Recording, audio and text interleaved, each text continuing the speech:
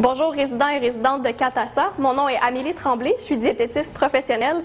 Je travaille auprès des personnes âgées en centre de soins de longue durée. Aujourd'hui, je vais vous présenter dans cette vidéo l'assiette santé. Je vais aussi vous parler des nutriments d'importance. On va parler d'hydratation, puis je vous donne des conseils pour une saine alimentation. Des saines habitudes de vie, pardon. Donc, on débute par notre assiette santé. Comme vous savez peut-être, Santé Canada a lancé le nouveau guide alimentaire canadien en 2019, l'année dernière.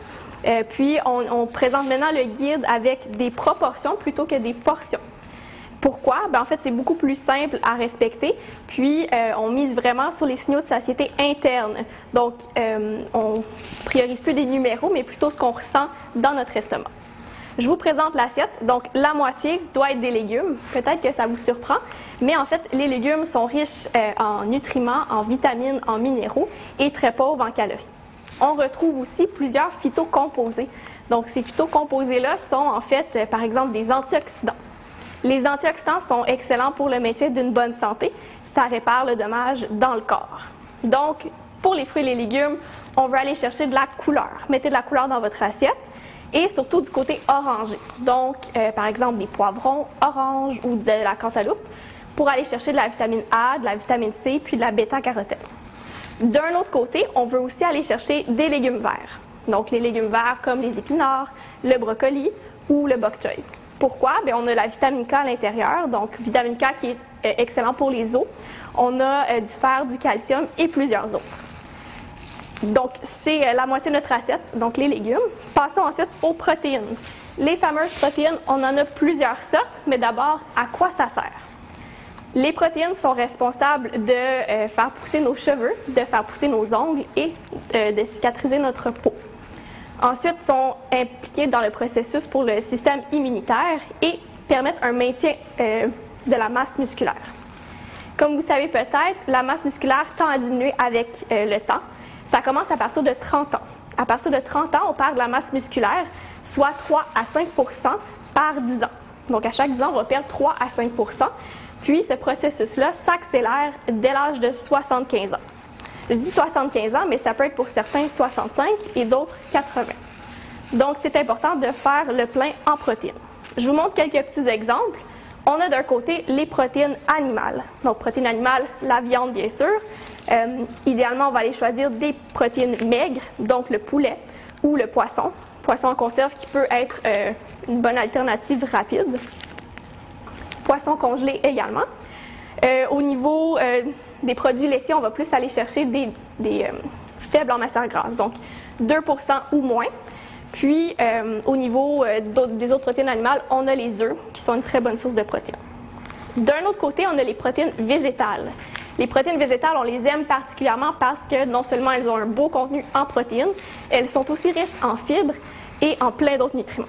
Donc, on a bien sûr les légumineuses, les lentilles qu'on peut ajouter à nos soupes et à nos salades.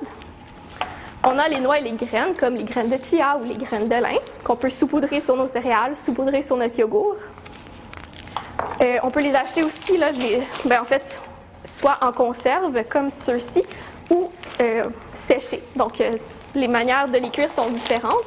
Juste vous référer à Internet pour des méthodes de cuisson. Du côté du soya, on a le tempeh qui est intéressant. On a aussi le tofu qu'on peut couper en cubes, mettre dans les sautés de légumes ou encore faire un veggie burger avec. Pour les lentilles, on peut retrouver aussi ça, c'est un produit du commerce, donc des lentilles séchées qui est intéressant en collation. Donc, on peut avoir ça sous la main puis ça remplit en fait. Il existe aussi les pâtes de légumineuses. Donc, très riches en protéines, ça peut remplacer nos pâtes conventionnelles et nous apporte un bon contenu en protéines. Ça va pour les protéines. On passe ensuite aux céréales. Donc, le corps de notre assiette doit être des céréales à grains entiers, idéalement. Donc, quand j'entends grains entiers, c'est par exemple du quinoa ou du sarrasin, ou le quinoa qui est ici, de l'avoine qui peut être intéressant. On choisit des pâtes de blé entier, puis on choisit des pains aussi à grains entiers. Là, je veux faire une petite nuance. Quand vous cherchez votre pain à l'épicerie, il y a deux mentions souvent. On voit pain à grains entiers ou pain multigrains. Ce n'est pas la même chose. Les pains à grains entiers, c'est eux qui sont complets, c'est eux à privilégier. Les pains multigrains, ça veut seulement dire qu'il y a plusieurs sortes de grains, mais que le grain n'est pas complet. Donc, on ne va pas aller chercher toutes les fibres qu'on aimerait avoir. Donc maintenant que vous en connaissez un peu plus sur l'assiette santé, je voulais savoir qu'il n'y a pas d'aliment qui est interdit. Hein. On peut manger de tout, ça dépend juste de la fréquence. Donc priorisez, oui, une assiette santé, mais une fois de temps en temps, permettez-vous des choses que vous aimez aussi, là, comme des frites ou des desserts. Ça fait partie d'une saine alimentation. Quand on parle de bien manger, on parle aussi de comment on le fait aussi. Donc, est-ce qu'on mange en compagnie? Est-ce qu'on mange avec des distractions comme la télévision?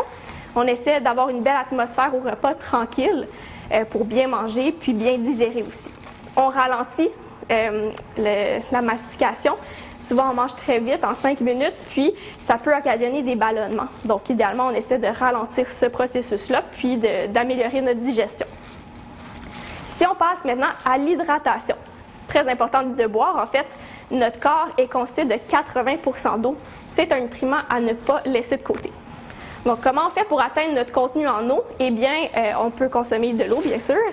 Le thé-café va aussi être inclus dans les boissons qui hydratent. Par contre, ceux-là, on les prend en faible quantité. Donc, quand je parle de faible quantité, c'est 3 tasses ou moins. Et là, ce n'est pas des tasses, c'est vraiment une tasse métrique, donc 250 millilitres. Pourquoi? Bien, parce qu'il y a un contenu en caféine qui est plus élevé, donc ça pourrait aussi avoir un impact sur votre cœur. On peut aussi aller avec des tisanes, donc les tisanes n'ont pas de caféine, donc la menthe ou par exemple la camomille, ça peut être de bonnes idées.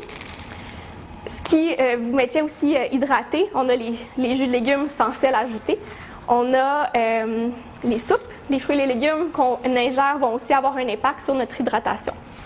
Un petit truc pour savoir si on est bien hydraté, regardez la couleur de votre urine. Si elle est pâle, c'est ce qu'on veut. Si elle est foncée, peut-être augmenter votre apport en eau. Et sachez que la soif est un signe tardif de la déshydratation.